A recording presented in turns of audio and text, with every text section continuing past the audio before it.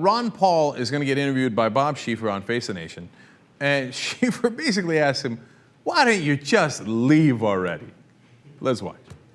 What are your plans now? I mean, it seems clear to me, and you can tell me I'm wrong, but it seems clear to me that there's no way you're going to get the nomination now. Do you intend to continue hanging around? Obviously, yes. You know, the conventional wisdom is there's no guarantee it knows. You were talking earlier on about Romney being the candidate, but that's the conventional wisdom. You know, in some ways they say, well, why don't you give up and this will help the Republican Party.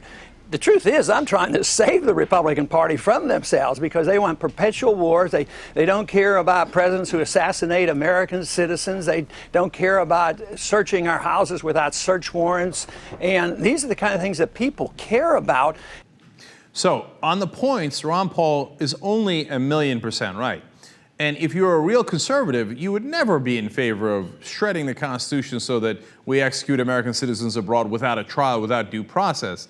You would never be in favor of warrantless searches. I mean, this is big government encroaching on your individual freedoms. He's 100% right that should be the conservative position. He's also 100% right that that is not the current Republican position. Here's where he's wrong. He's not going to change them.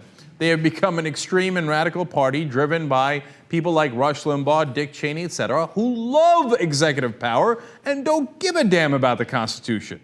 Now, the other interesting part of this interview is that Bob Schieffer's quite tough on him. It's a tough question. Great. I love that. I think that the interviewers should be much tougher overall. So I was encouraged by that. And just because I happen to agree with Ron Paul in that case doesn't mean you shouldn't ask him a tough question. But notice what happens here in all these interviews.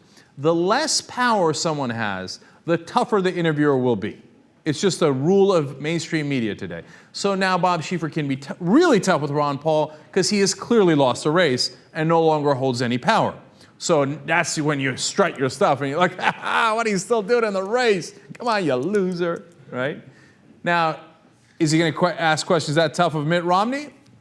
He didn't even ask tough questions of Newt Gingrich, who is in sad shape now, but people still think, oh, he could have a relevant role in the convention and so kids' gloves when it comes to Newt Gingrich.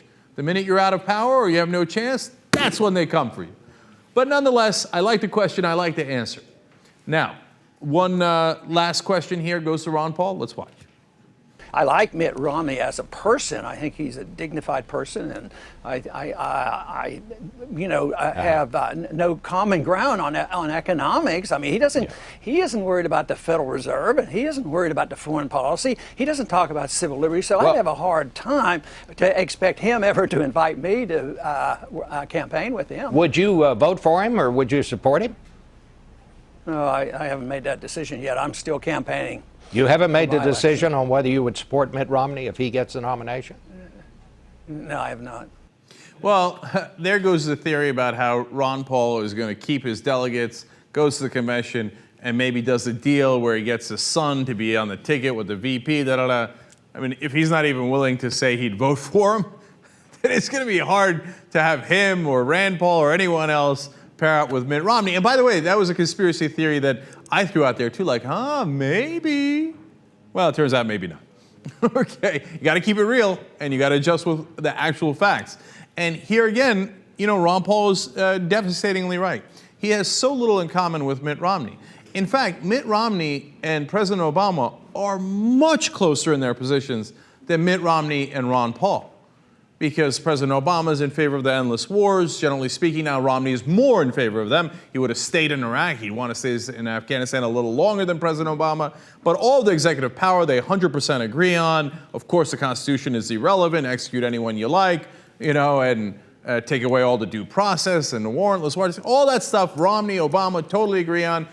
Should there be tax cuts for the rich? Well, you know, Romney wants more tax cuts for the rich than President Obama does, but apparently he did in 2010, now there are new reports out he might again extend tax cuts for the rich. I mean, the list goes on and on. There's many things I disagree with Ron Paul on. He might even give larger tax cuts to the rich than both of them.